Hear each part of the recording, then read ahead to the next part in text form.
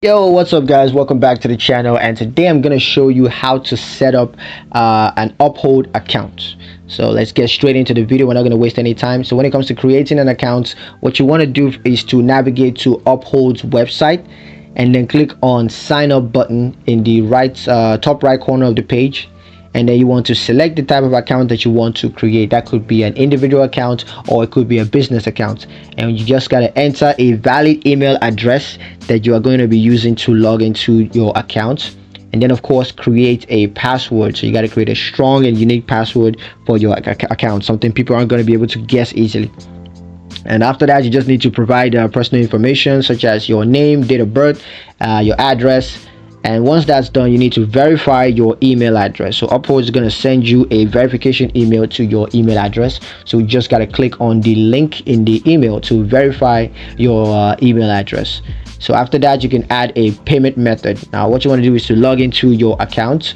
So after you log into your account, you just got to click on add funds. So you want to click the add fund button, and once that's going to take you to where you're going to choose a payment method. So you just need to choose the payment method that you want to use to add funds to your account. That could be a bank account, it could be credit or debit card, or it could be cryptocurrency. So whichever one it is that you want to use, just select that payment method. And of course you got to enter the required payment details. So bank account number if you're using bank accounts for funding, or you could use a credit card or debit card information if that's what you're going with.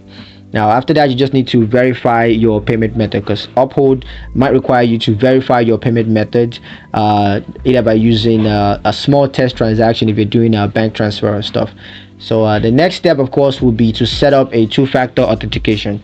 So I recommend you do this, guys. What you got to do is just simply to log into your account and just click on security tab, and then you want to enable two-factor authentication. So you could use Google Authenticator or SMS. I think I did another video on this verification, setting up a two-factor authentication. So you can check that out for more in-depth guide. But of course, just set up your two-factor authentication, and then that's pretty much it. Your account is all set up and ready to go. So thank you guys for watching. Hope you found it useful. If you did, like the video, comment down below, let me know what you thought. Share the video with your friends, and of course subscribe to the channel if you haven't done that already.